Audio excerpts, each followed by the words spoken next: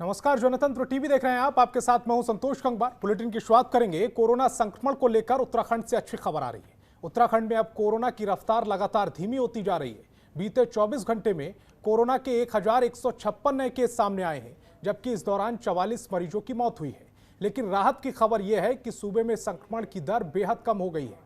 उत्तराखंड में अब संक्रमण दर 3.79% है, जबकि एक वक्त उत्तराखंड में कोरोना मरीजों का आंकड़ा 9,500 के पार और संक्रमण दर 26% से ज्यादा थी।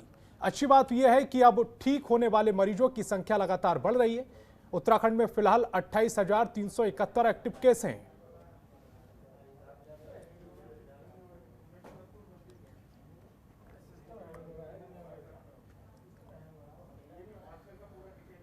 बीजेपी प्रदेश अध्यक्ष मदन कौशिक ने कहा है कि सेवा ही संगठन पार्ट 2 अभियान के तहत प्रदेश में कार्यकर्ता मुस्तैदी से सेवा कार्यों में जुटे हुए हैं। पत्रकारों से बातचीत में उन्होंने अभियान के दौरान किए गए कार्यों का ब्यौरा दिया। साथ ही कहा कि प्रदेश भर में कोरोना संक्रमण की दूसरी लहर तेज होने के बाद से अभी तक 1 लाख से ज्यादा व्यक्तियों को मास्क, सैनिटाइजर और राशन किट बांटी गई है। युवा मोर्चा अभी तक 2,368 यूनिट रक्त जमा कर चुका है। महिला मोर्चा की ओर से कम्युनिटी किचन संचालित किए जा रहे हैं और कहा कि 30 मई को ही पार्टी प्रतिनिधियों ने राज्य के 7,010 गांवों और शहरी क्षेत्रों में 907 वार्डों में सेवा कार्य किए हैं।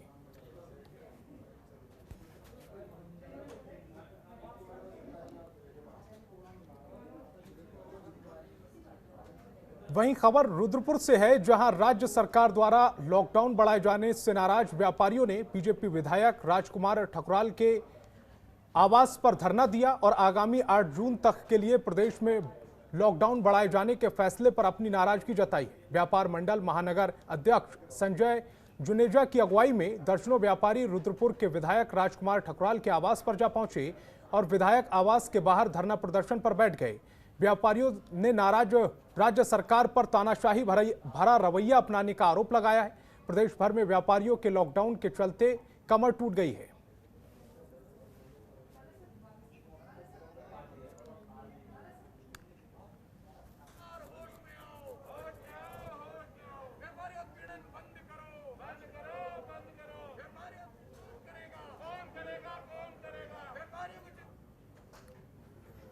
उत्तराखंड के कैबिनेट मंत्री बिशन सिंह चुफाल और विधायक दीवान सिंह बिष्ट ने 53 करोड़ रुपए की लागत से बने नमामि गंगे प्रोजेक्ट का उद्घाटन किया। इस दौरान कैबिनेट मंत्री बिशन सिंह ने कहा है कि हर एक मशीन की जांच की गई, पानी की गुणवत्ता की भी जांच की गई। आपको बता दें कि आज से नमामि गंगे अभियान चालू हो गया है, जिसमें शहर का गंदा पानी फिल्टर करके कोसी नदी में छोड़ा जाएगा।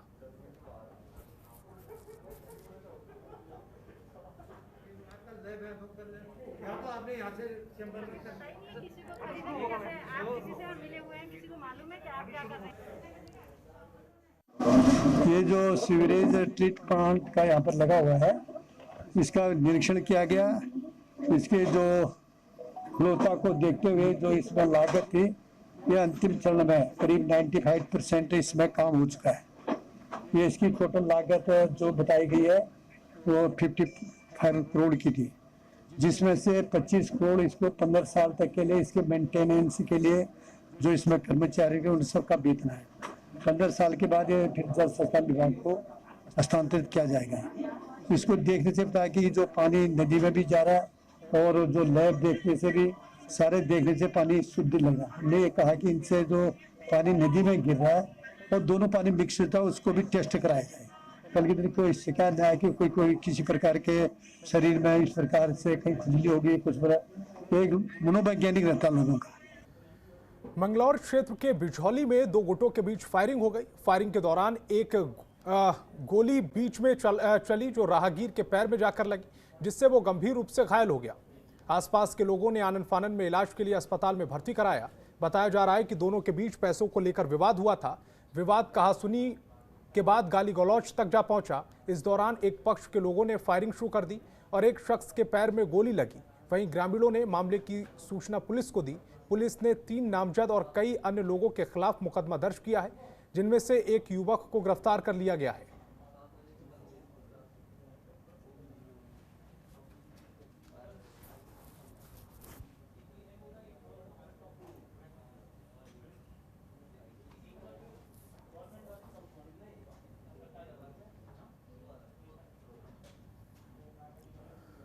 उत्तराखंड में कोरोना संक्रमण की रफ्तार में कमी आई है। बावजूद इसके उत्तराखंड सरकार ने कोरोना कर्फ्यू को 8 जून तक के लिए बढ़ा दिया है। सरकार का कहना है कि कोरोना कर्फ्यू के चलते ही कोरोना संक्रमण की दर में कमी आई है। हालांकि बढ़ाए गए कोरोना कर्फ्यू पर कांग्रेस की ओर से सवाल उठाए गए हैं। कांग्रेस का कहना है कि सरकार का ये फैसला विरोधाभासी है और सरकार को दुकानों के खोलने के समय में और ढील देनी चाहिए, जिसके लिए व्यापारियों की ओर से भी लगातार मांग की जा रही थी। वहीं आम आदमी पार्टी ने सरकार के फैसले का समर्थन किया है। आम आदमी पार्टी का कहना है कि प्रदेश की जनता के हित में उनकी पार्टी सरकार के साथ है, लेकिन अगर सरकार कहीं चूक करती है तो सरकार को सुझाव भी दिया जाएगा।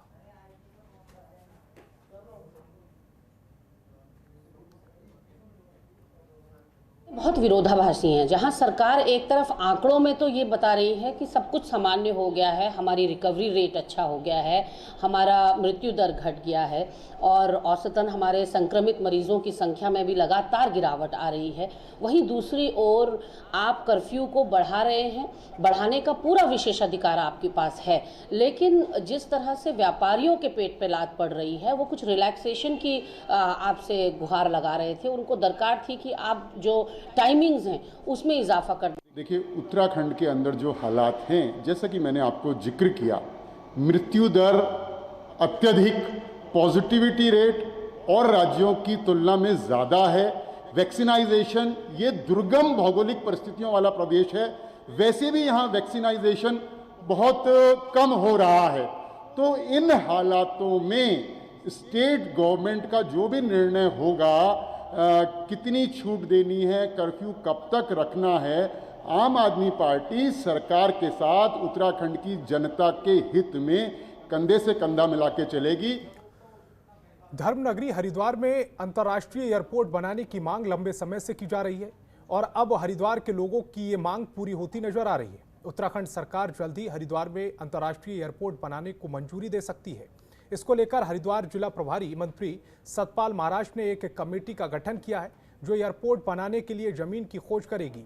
प्रभारी मंत्री सतपाल महाराज के इस फैसले के बाद हरिद्वार के लोगों में खुशी की लहर है।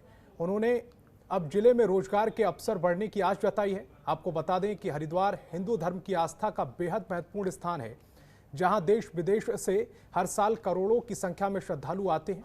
यहां एयरपोर्ट नहीं होने के चलते श्रद्धालुओं को दिक्कतों का सामना करना पड़ता है।